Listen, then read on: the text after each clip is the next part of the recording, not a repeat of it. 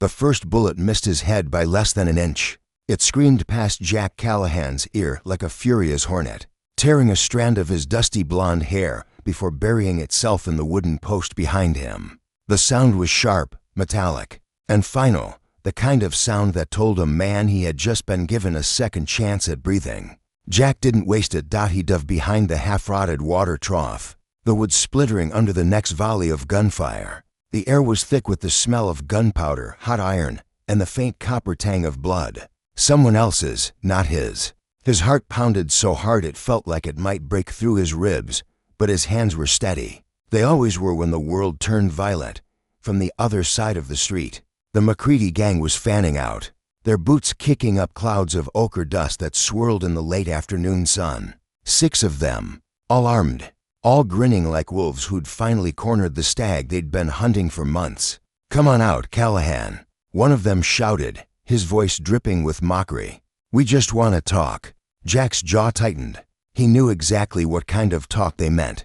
The McCreedys didn't leave witnesses, and they sure as hell didn't leave debts unpaid. And Jack, well, Jack had made sure their last train robbery ended with them empty-handed and running for their lives. The wind shifted, carrying with it the dry, bitter scent of sagebrush and the faint creak of the saloon's swinging doors. Somewhere, a horse whinnied nervously, sensing the tension in the air.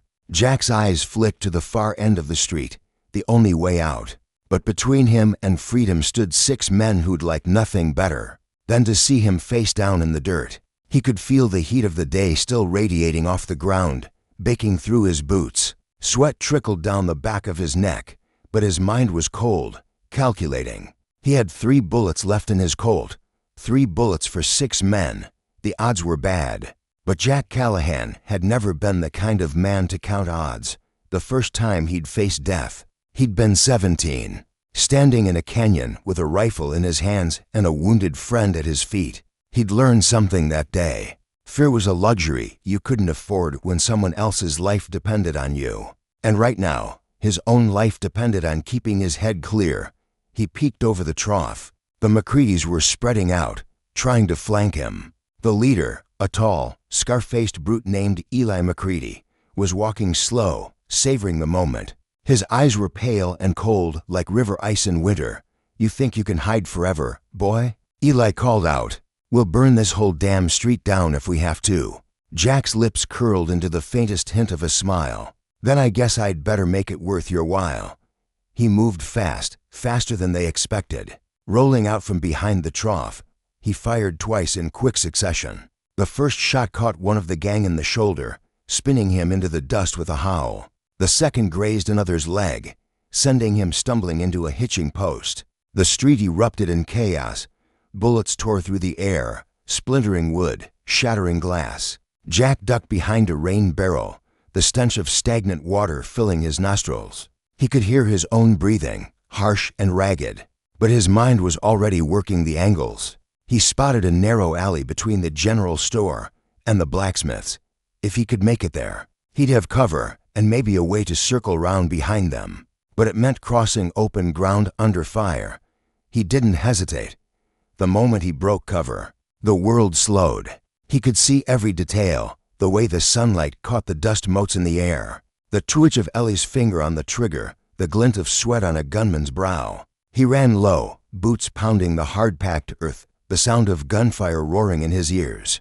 A bullet grazed his arm, hot pain lancing through muscle, but he didn't stop. He dove into the alley, the cool shadow swallowing him whole. For a moment, he leaned against the wall, catching his breath. His arm throbbed, warm blood soaking into his sleeve, but he pushed the pain aside. Pain was just another distraction, and distractions got you killed. From the alley, he could hear the McCreedys shouting, their boots crunching on gravel as they moved to cut him off.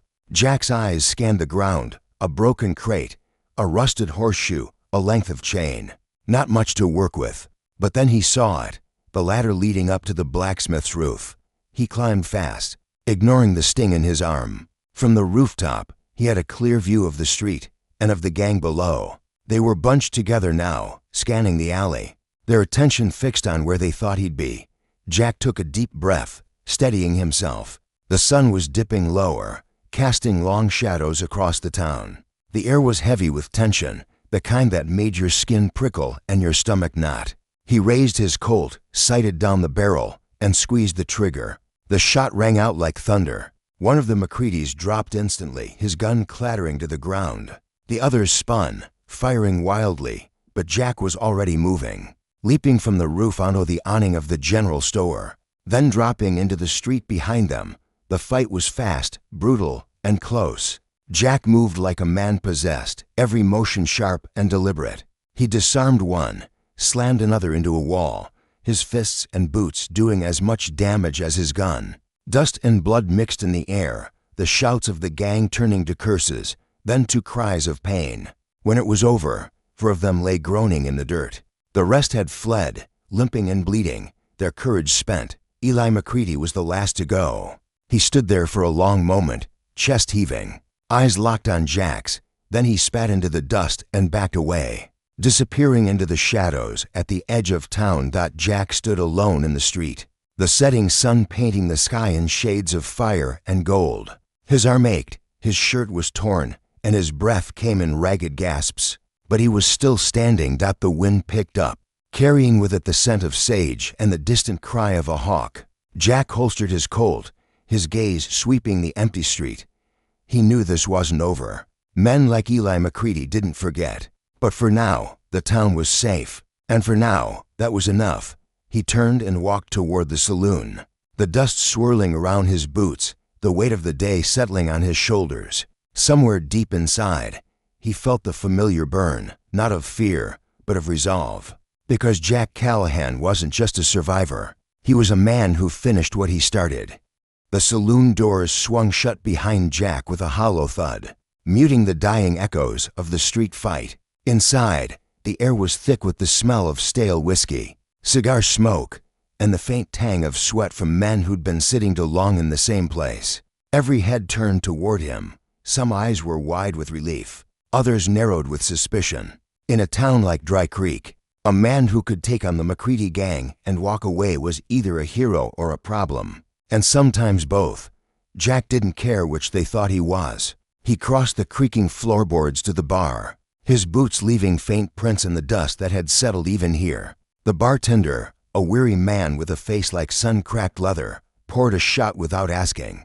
Jack downed it in one swallow, the burn searing his throat, grounding him in the moment. "You're bleeding," the bartender said, nodding to Jack's arm. Jack glanced at the crimson soaking through his sleeve. "I've had worse," from the corner, a voice cut through the low murmur of the room. "You think you scared him off for good?" Jack turned. A woman stood there, tall and lean, with dark hair pulled back and eyes sharp enough to cut glass. Her name was Clara Vance, owner of the saloon, and one of the few people in Dry Creek who didn't flinch when trouble walked through her door. "They'll be back," Jack said. "Men like Eli McCreedy don't take a beating and ride off into the sunset. They come back meaner." Clara's gaze didn't waver. "Then you'd better be ready." The night settled over Dry Creek like a heavy blanket, the desert air cooling fast, the stars sharp and cold above. Jack sat alone at a corner table, nursing a second drink, his mind replaying the fight in the street. Every movement, every shot, every breath. He wasn't proud of the violence, but he didn't regret it either. Regret was another luxury he'd learned to live without. Through the saloon's dusty window, he saw the faint glow of campfires on the ridge beyond town. Too far for most to notice, not too far for him.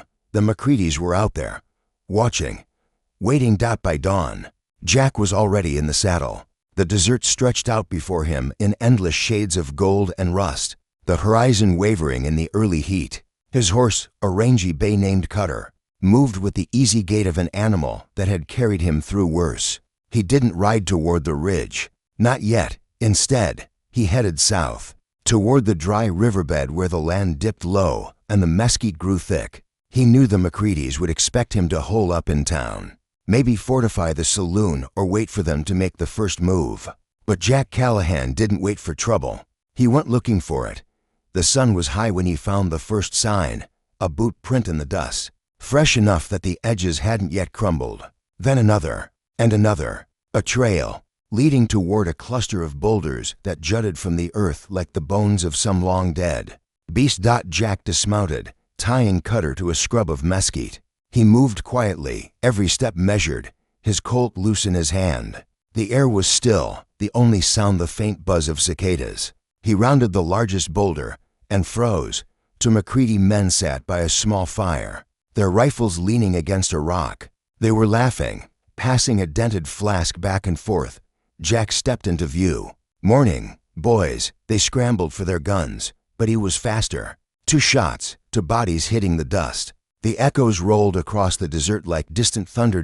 By the time the sun began to sink, Jack had found 3 more of them, scattered in pairs, keeping watch on the approaches to town. Each time, he struck fast, silent, and without hesitation. But Eli McCreedy was nowhere to be found. That worried him. Back in Dry Creek, the streets were quiet. Too quiet. Jack's boots crunched on the hard-packed earth as he walked toward the saloon. The air felt heavier now, as if the whole town was holding its breath. He pushed through the doors and stopped dead. Clara was standing behind the bar, her hands bound, a strip of cloth tied tight across her mouth. Beside her, Eli McCreedy leaned casually against the counter, a revolver in his hand and a smile that didn't reach his eyes. "Evenin', Callahan," Eli drawled. "You've been busy." Jack's gaze flicked around the room. For more of Ellie's men stood in the shadows, rifles trained on him. "You came into my town," Jack said, his voice low. "You hurt my people. That was your first mistake." Ellie's smile widened. "And what's my second?" Jack's eyes locked on his. "Thinking I'd let you walk out of here alive." The next few seconds were a blur of motion and sound. Jack dove sideways, drawing and firing in one fluid motion. The first shot took a rifleman in the chest. The second shattered a lamp, plunging half the room into shadow. Gunfire roared, deafening in the enclosed space. Glass shattered, wood splintered, the air thick with smoke and the acrid bite of powder. Jack moved like a shadow, using the chaos to his advantage, every shot deliberate, every step calculated. When the smoke cleared, 3 of Ellie's men were down. The 4th had fled through the back door. Eli stood alone now, his revolver empty, his chest heaving. Jack stepped forward, his own gun steady. "It's over." Ellie's eyes burned with hate. "Not while I'm breathing." Jack didn't hesitate. 1 shot. Eli crumpled to the floor, the dust swallowing him whole. Outside, the night air was cool against Jack's skin. The townsfolk were gathering now, drawn by the noise, their faces a mix of fear and awe. Clara stepped out beside him, rubbing her wrists where the rope had been. "You could have been killed." Jack holstered his Colt. "Not today." The wind shifted, carrying with it the scent of rain far to the west. Jack looked out into the darkness, knowing there would always be another fight, another enemy. But for tonight, Dry Creek was safe, and that was enough. The rain came in the night. It started as a whisper against the rooftops, a soft patter that cooled the desert air. By dawn, it was a steady drizzle, turning the dust of Dry Creek's main street into a thin layer of mud. The sky was a low ceiling of gray, the kind that made the world feel smaller, tighter like a noose drawing in. Jack Callahan stood on the porch of the saloon, his hat pulled low, watching the horizon. Somewhere out there, beyond the rolling hills and the wet sagebrush, the remnants of the McCreedy Gang were gathering. He could feel it in his bones. Clara stepped out beside him, a rifle cradled in her arms. "You think they'll come today?" Jack didn't answer right away. His eyes were fixed on the far ridge, where the land dipped into a shallow valley. "They'll come," he said finally. "Men like that don't take long to lick their wounds. They'll want to make an example of me, and of this town." Clara's jaw tightened. "Then we make an example of them." By mid-morning, the townsfolk had gathered in the saloon. Farmers, shopkeepers, ranch hands, people who'd never fired a gun in anger, but who had something worth defending. Jack moved among them, checking weapons, giving quiet instructions. "Stay low. Don't waste bullets. Watch each other's backs." He could see the fear in their eyes, but also something else, resolve. These were people who'd been pushed around too long, who'd seen too many friends and neighbors bullied or killed by men like the McCreedys. Today, that ended. The first sign came just after noon. A column of riders cresting the ridge, their silhouettes black against the gray sky. Even at this distance, Jack could make out the glint of rifles. The sway of saddlebags heavy with ammunition. There were more of them than he'd hoped. At least 15. The townsfolk shifted nervously, but Jack's voice was steady. Remember, they're just men. They bleed like anyone else. The McCreedys rode in slow, letting their horses pick their way through the mud. Ellie's second-in-command, a broad-shouldered brute named Rafe, led the way now. His face was a mask of contempt as he looked over the silent street. "Callahan," he bellowed, "come out and face us, or we'll burn this place to the ground." Jack stepped into the open, his boots sinking slightly into the wet earth. "You want me, Rafe?" "I'm right here." A murmur ran through the gang. They'd expected him to hide, to make them drag him out. Instead, he stood there like a man carved from stone, his Colt resting easy at his side. Rafe sneered. "You think you can take all of us?" Jack's eyes were cold. "I don't need to. I just need to take you." The first shot cracked the air like lightning. Jack's bullet caught Rafe high in the chest, knocking him from the saddle. For a heartbeat, the street was frozen. Then the world exploded into chaos. Gunfire roared from both sides. Townsfolk fired from windows and doorways, the sharp reports echoing off the buildings. The McCreedys scattered, some diving for cover, others charging forward through the mud. Jack moved like a man possessed, his boots splashing through puddles as he fired, reloaded, and fired again. The air was thick with smoke and the acrid bite of powder, the rain turning it into a choking haze.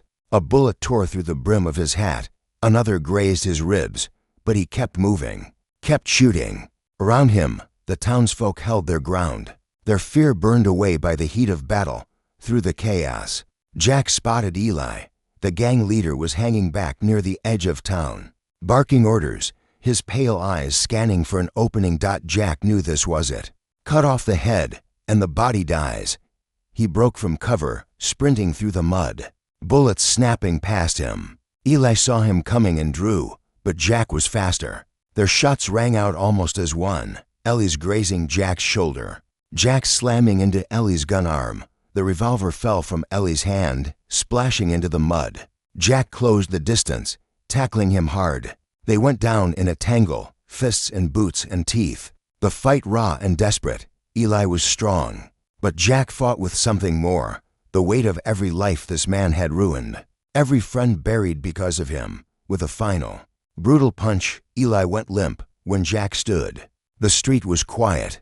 The surviving McCreedys were fleeing, their horses kicking up mud as they vanished into the rain.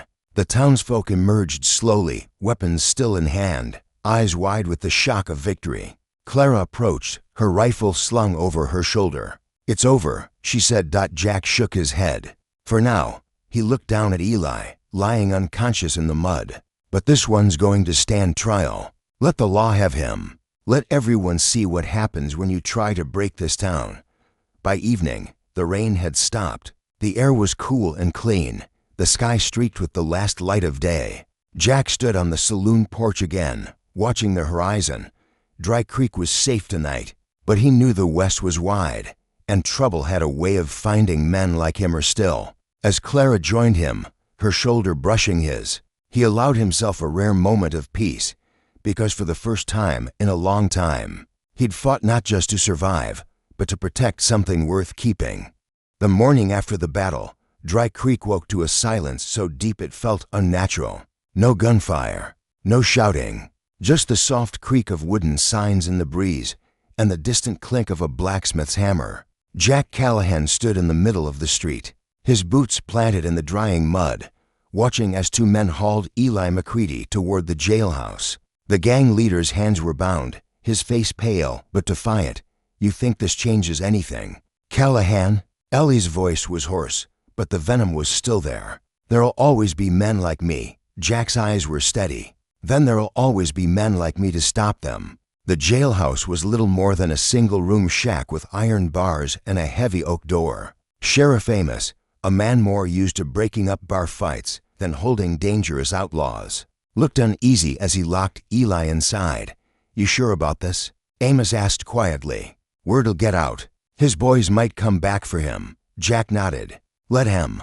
This time, we'll be ready." By midday, word had spread beyond Dry Creek. Riders came in from neighboring towns. Some to see the man who'd terrorized the territory for years finally in chains, others to make sure he stayed there. The saloon was full again, but the mood was different, lighter, almost celebratory. Clara moved among the tables, refilling mugs, her eyes finding Jack's every so often.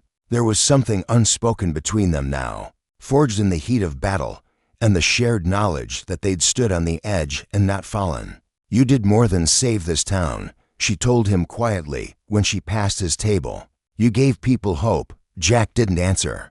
Hope was a dangerous thing in the West, precious but fragile. The trial was set for 3 days later. In that time, Jack worked with the townsfolk to fortify Dry Creek. Barricades went up at the ends of the main street. Lookouts were posted on the rooftops. Every able-bodied man and woman learned how to handle a rifle. It wasn't just about protecting Eli from a rescue attempt. It was about showing the world that Dry Creek wasn't a place to be pushed around anymore. On the morning of the trial, the sky was a hard, cloudless blue. The makeshift courtroom, the largest room in the town hall, was packed. Jack stood near the back, his head in his hands, watching as Eli was brought in under heavy guard. The judge, an older man with a voice like gravel, read out the charges: robbery, assault, murder. Each word was a nail in the coffin of Ellie's freedom. Witnesses spoke: ranchers whose cattle had been stolen, merchants whose wagons had been burned, widows whose husbands had never come home. Jack listened to it all, his jaw tight. He'd known Eli was a bad man, but hearing the full weight of his crimes laid out like that was something else entirely. When it was Jack's turn, he kept it simple. "I've seen what he's capable of. I've seen the fear he puts in people's eyes. If you let him walk, he'll do it again." The verdict came just before sundown, guilty on all counts. The sentence was life in prison, to be served in the territorial penitentiary. Today's ride north. As Eli was led away, he turned his head, locking eyes with Jack. There was no fear there, just a cold promise: this ain't over. Jack didn't flinch. "It is for you." That night, the town celebrated. Lanterns hung from the porches, music spilled from the saloon, and for the first time in years, laughter rang out in the streets without the shadow of danger hanging over it.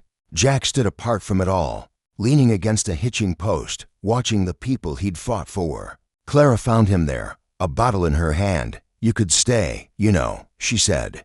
"Dry Creek could use a man like you." Jack looked out at the horizon, where the last light of day was fading into the deep blue of night. "Maybe, but trouble has a way of finding me, and I'd rather meet it on my own terms." Clara studied him for a moment, then nodded.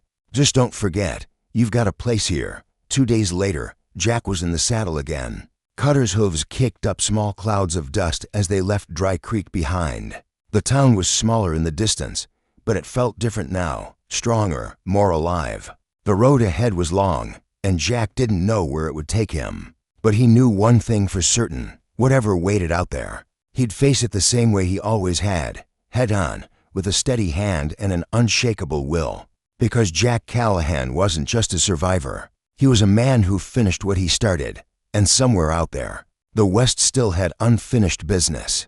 The sun was barely over the horizon when Jack Callahan reined Cutter to a stop on a rise, overlooking the open desert. The land stretched out in every direction, a vast, rolling sea of ochre and gold, broken only by the dark smudge of distant hills. The air was cool now, but he could already feel the heat building, the promise of another relentless day. He'd been riding for hours, following a trail so faint most men would have missed it. But Jack had spent years reading the land, and the signs were there if you knew where to look. A broken mesquite branch, a scuff in the dust where a boot had slipped, the faint crescent of a horseshoe print half buried by wind-blown sand. Whoever he was tracking, they were moving fast, and they knew how to cover their tracks. 2 days earlier, just after leaving Dry Creek, Jack had stopped at a small way station to water Cutter. The station keeper, a weary old man with eyes like polished flint, had told him about a string of raids on ranches to the south. Cattle driven off in the night, hands beaten or worse. The description of the raiders had made Jack's jaw tighten, lean. Hard-eyed men with a Black Hawk painted on their saddlebags. He'd heard of them before, the Blackhawk Riders. Not as large as the McCreedy Gang, but meaner in some ways. They didn't just take what they wanted. They left a trail of fear behind them like a brand, and now, it seemed, they were moving north. Jack nudged Cutter forward, following the trail down into a shallow arroyo. The walls rose on either side, streaked with iron red and pale sandstone. The air was still here, heavy with the scent of dust and sun-baked rock. Halfway through, he found the remains of a campfire, cold now, but recent. He crouched, running his fingers through the ashes. Still a trace of warmth. They couldn't be more than a few hours ahead. He stood, scanning the ridgeline. The desert was quiet, but Jack knew better than to trust quiet. By midday, the heat was like a weight pressing down on his shoulders. Sweat trickled down his back, and Cutter's flanks were dark with it. They crested another rise, and Jack saw them, 5 riders, moving in a loose line across the flats below. Even at this distance, he could make out the Blackhawk emblem on their saddlebags. Jack's pulse quickened. He could ride down there now, try to take them by surprise. But 5 against 1 in open country was suicide. He needed an edge. He shadowed them for the rest of the day, keeping to the high ground, always just out of sight. As the sun dipped low, the riders made camp in a shallow basin, their fire hidden from the open desert. Jack watched from a rocky outcrop, the wind tugging at his coat. He could hear their voices faintly, laughter, the clink of tin cups, the low murmur of men who thought they were safe. He counted their horses. 5, no extra mounts. That meant they weren't meeting up with a larger group. Not yet. Night fell fast in the desert. The heat bled away, replaced by a sharp chill. Jack waited until the fire burned low, then slipped down from his perch. Moving like a shadow among the rocks, he reached the edge of their camp without a sound. The nearest rider was asleep, his rifle propped against a saddle. Jack's hand hovered over the weapon. He could take it, even the odds. But something made him pause, a sound, soft, almost imperceptible. The scrape of leather on stone. Jack spun, Colt in hand, and found himself staring down the barrel of another gun. The man holding it was tall, with a scar running from his temple to his jaw. His smile was thin and humorless. "Thought you were clever, didn't you?" the man said quietly. "Following us like a coyote on a scent." Jack's eyes flicked past him. The camp was stirring now, the other riders waking, reaching for their weapons. "Looks like you've got me," Jack said evenly. The man's smile widened. "Oh, I've got you, Callahan. And come morning, we're gonna see just how much you're worth to the right people." They took his gun, his knife, even the small derringer he kept hidden in his boot, bound his hands with rawhide, and shoved him down beside the fire. Jack sat still, his mind working. He'd been in worse spots, but not many. The riders talked in low voices, glancing at him now and then. He caught fragments: bounty, North Trail, deliver him alive. Whoever wanted him alive was paying enough to make these men cautious. That meant time, and time was something Jack could use. Hours passed. The riders dozed in shifts, the fire burning low again. Jack tested the rawhide on his wrists. Tight, but not impossible. He shifted slowly, working the leather against the edge of a rock buried in the sand. A faint creak, then another. The scarred man stirred, muttering in his sleep. Jack froze, every muscle taut. When the man settled again, Jack went back to work. Finally, the rawhide gave way. He didn't move right away. Timing was everything. He waited until the man on watch turned to pour himself a drink, then surged to his feet. Grabbing the nearest rifle, the camp erupted in shouts. Jack fired once into the air, not to hit, but to scatter the horses. The animals bolted, kicking up sand and confusion. In the chaos, Jack dove for Cutter's reins, swinging into the saddle in one smooth motion. Bullets whined past him as he spurred the bay into a dead run, the desert rushing past in a blur of moonlight and shadow. He didn't stop until the campfires were nothing but a faint glow behind him. His heart was pounding, his breath ragged. But he was free. And now he knew 2 things. The Blackhawk Riders were hunting him. And someone with money and reach, wanted him alive. That was a dangerous combination. Jack tightened his grip on the reins, eyes fixed on the dark horizon. Whatever lay ahead, he'd be ready. Because in the West, you didn't wait for trouble to find you. You rode straight into it. The desert at dawn was a place of whispers. Wind slid over the dunes in long, sighing breaths. carrying with it the scent of mesquite and the faint tang of last night's campfire. Jack Callahan rode Cutter at an easy pace, letting the horse pick its way along the narrow trail. His eyes were on the ground, scanning for signs, a broken twig, a fresh hoof print, the faint scuff of a boot heel. He'd been riding since before first light, chasing the trail of the Blackhawk Riders. They'd scattered after his escape, but he knew men like that didn't vanish. They regrouped. They followed orders, and orders came from someone. By mid-morning, the trail led him to a dry creek bed choked with tumbleweed. He dismounted, crouching low to study the ground. There, a set of prints, deeper than the rest, a rider carrying extra weight. Maybe a wounded man. Jack's jaw tightened. If one of the riders had been hurt in the chaos of his escape, they'd be moving slower. That meant he could catch them. The sun climbed higher, the heat pressing down like a hand on the back of his neck. Jack's shirt clung to him, dust caking the sweat on his skin.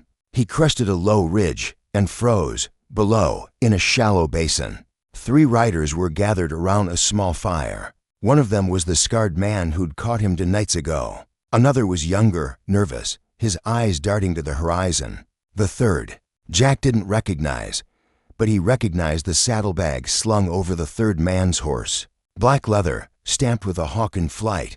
Jack slid back behind the ridge, weighing his options. He could take them now, but 3 against 1 in open ground was risky. Better to wait, watch, and see where they went. He didn't have to wait long. After a few minutes, they mounted up and headed east, toward the jagged silhouette of the red mesa. Jack followed at a distance, keeping to the high ground. By late afternoon, the riders reached a narrow pass between 2 sheer cliffs. Jack's gut tightened. Passes like that were perfect for an ambush, sure enough. As the 3 men rode through, figures emerged from the rocks above, more riders, rifles in hand. Jack counted at least 6. They weren't just regrouping. They were meeting someone, from his vantage point. Jack watched as a new rider appeared from the shadows of the pass. This one was different, dressed in a dark coat despite the heat, his hat pulled low. Even from here, Jack could feel the authority radiating off him. The man dismounted slowly, his movements deliberate. The others gave him space. He spoke briefly with the scarred man, then handed him a small leather pouch. Coins by the sound of it. Payment. Jack's pulse quickened. This was it, the man behind the bounty.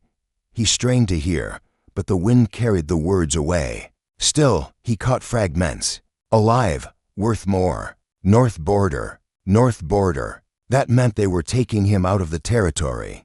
Whoever wanted him wasn't local. Jack stayed until the meeting broke up, then slipped away before the riders could spot him. He rode hard until the mesa was a dark smudge behind him, then made camp in a sheltered hollow. As he sat by his small fire, the pieces began to fit together. Someone with money and reach had put a price on his head, not to kill him, but to take him alive.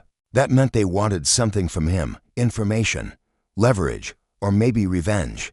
The problem was, Jack couldn't think of anyone who fit the bill. He'd made plenty of enemies over the years, but most of them were either dead or too small time to hire a crew like the Blackhawk Riders. The fire crackled softly, throwing shifting shadows across the rocks. Jack leaned back against his saddle, staring up at the stars. Somewhere out there, a man in a dark coat was planning his next move, and Jack Callahan wasn't about to wait for him to make it.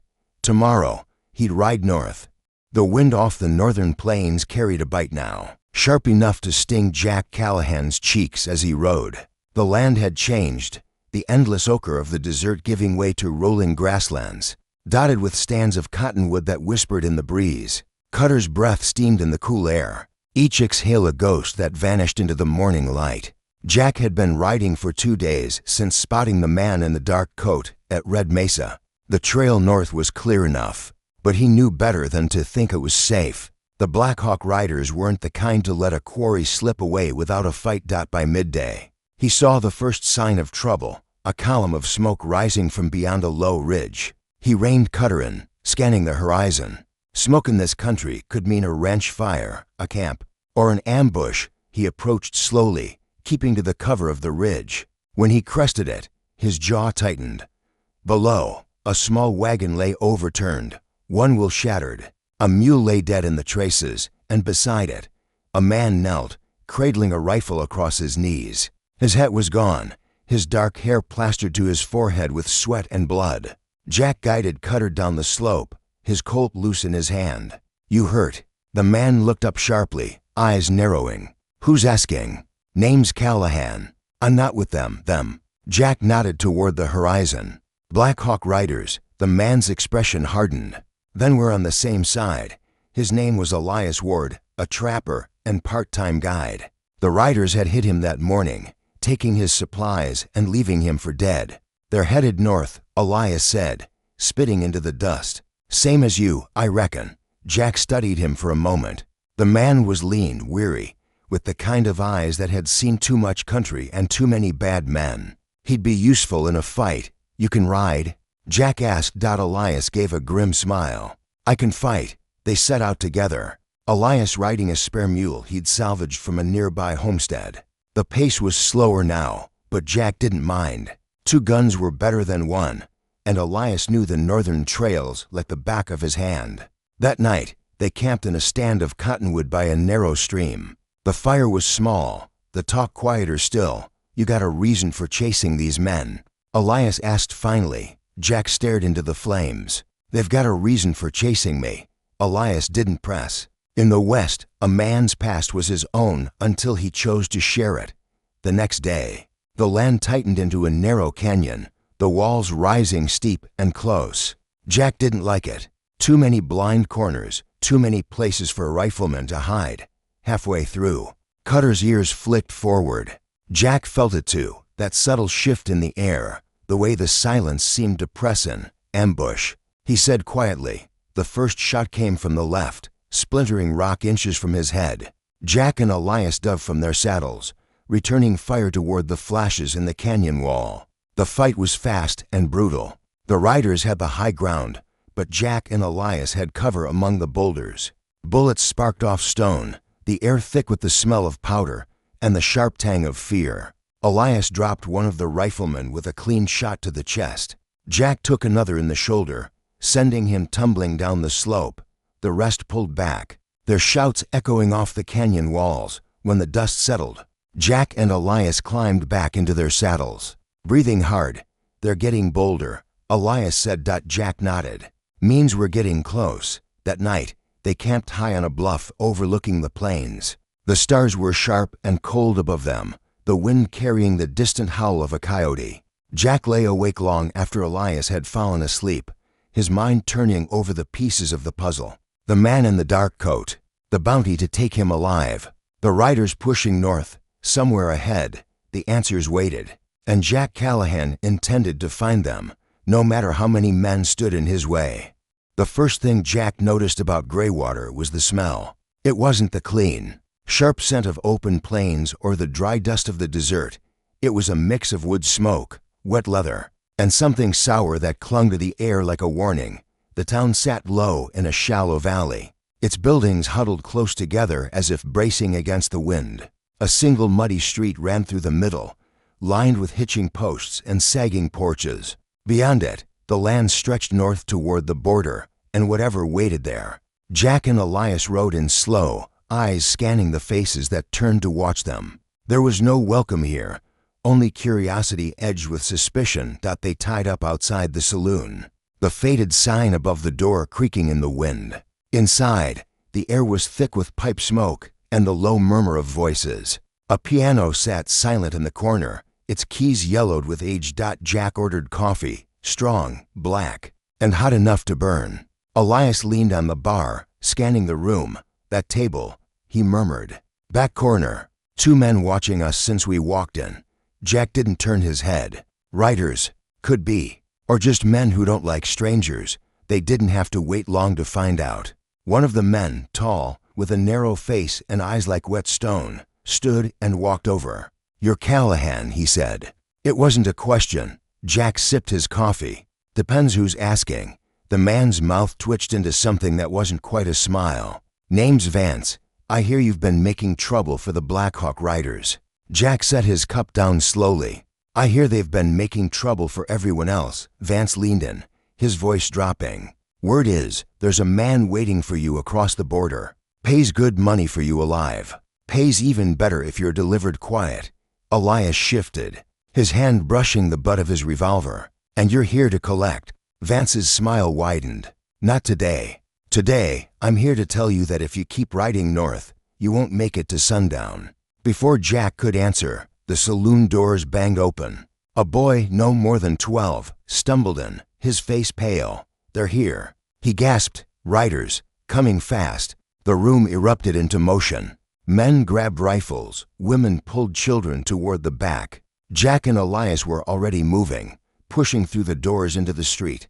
The sound came first. The pounding of hooves, the jingle of tack, the low, rolling thunder of a dozen horses at full gallop. Then they appeared, spilling into the street from the south end of town, Blackhawk Riders, their black emblazoned saddlebags flashing in the gray light. Jack counted at least 10. Too many for a straight fight in the open. "Back alley," he said to Elias. "We draw them in. Break them apart." They moved fast, slipping between buildings as the riders charged. Gunfire cracked, splinters flying from the walls.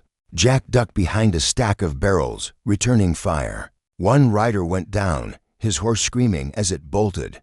The fight spilled through the narrow alleys. Close and vicious. Jack's world narrowed to the flash of muzzles, the smell of powder, the grunt of men in pain. Elias fought like a man with nothing to lose, his shots clean and deliberate. By the time the last rider fled, the street was littered with bodies and the acrid haze of spent gunpowder.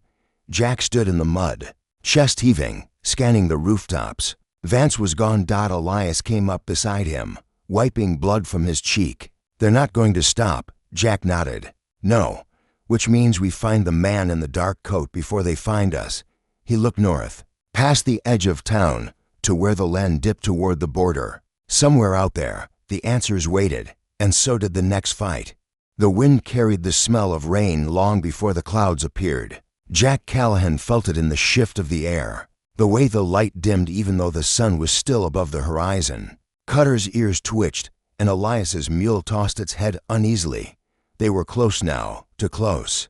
The land here was different. Low, rolling hills cut by narrow ravines, the grass taller, the soil darker. Somewhere beyond the next ridge lay the border, and with it, the man in the dark coat. They'd been riding since dawn, keeping to the less traveled trails. Twice they'd spotted dust plumes in the distance, riders moving in loose patrols. Jack and Elias had avoided them so far, but the net was tightening. By midday, they reached a small settlement clinging to the edge of a shallow valley. It wasn't much, a few weathered buildings, a corral, and a single well in the center. The place felt, watched. As they rode in, a handful of people paused to stare. No one smiled, no one waved. They tied up outside the only building that looked like it might serve food. A squat structure with peeling paint and a faded sign that read Mara's Place inside. The air was heavy with the scent of stew and damp wood. A woman in her 40s, hair tied back with a strip of cloth, looked up from behind the counter. Her eyes flicked from Jack to Elias, then to the dust on their coats. "You're not from here," she said flatly. "No," Jack replied. "We're looking for someone." Her gaze sharpened. "Aren't we all?" They took a table in the corner. Elias leaned in, keeping his voice low. "This place feels wrong." Jack nodded. "Too quiet. Like they're waiting for something." They didn't have to wait long to find out what. The door swung open, and 3 men stepped inside. Blackhawk Riders. Their coats were damp from the rising mist, their boots heavy with mud. The leader, a broad man with a crooked nose, scanned the room until his eyes landed on Jack. Well, he drawled. "Callahan." The room went still. Mara froze behind the counter, her hand tightening on a ladle. Jack didn't move. "You've got me at a disadvantage. I don't know your name." The man grinned, showing a gold tooth. "Name's Pike, and I've been paid to make sure you don't see the other side of that border." The first punch came fast, not from Pike, but from one of his men. Jack caught it on his forearm, driving his elbow into the man's ribs. Elias was already moving, flipping the table to block the second rider's swing. The fight was close and ugly. Chairs splintered, crockery shattered, and the smell of stew mixed with the metallic tang of blood. Pike swung a heavy fist, catching Jack across the jaw, but Jack drove forward, slamming him into the wall hard enough to rattle the shelves. When it was over, two riders lay groaning on the floor. Pike staggered to his feet, blood on his lip, and spat at Jack's boots. "This isn't over," he snarled. "You're walking into a trap, Callahan, and when it closes, you won't walk out." Jack's voice was calm.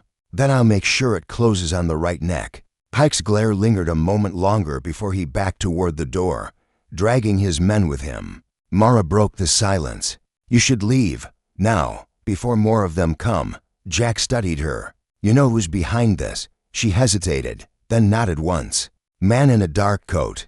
Came through here 2 weeks ago. Paid the riders in gold. Said you'd be coming." Jack's jaw tightened. "Did he give a name?" "No, but he's waiting for you at Black Hollow, just across the border." They left the settlement as the first drops of rain began to fall. The sky was a low ceiling of gray now, the wind carrying the promise of a storm. Elias glanced at Jack. "Black Hollow. Sounds like a place where men disappear." Jack's eyes were on the horizon. "Then we'll make sure we're the ones who walk out." That night, they camped in a narrow ravine, the rain drumming softly on the rocks above. The fire was small, the shadows deep. Jack lay awake, listening to the wind. Somewhere out there, the man in the dark coat was waiting. And Jack knew that when they met, it wouldn't just be a fight for his life. It would be the moment everything came into focus. But for now, the storm was coming. And in the West, storms had a way of washing the truth into the open. Black Hollow was a place that lived up to its name.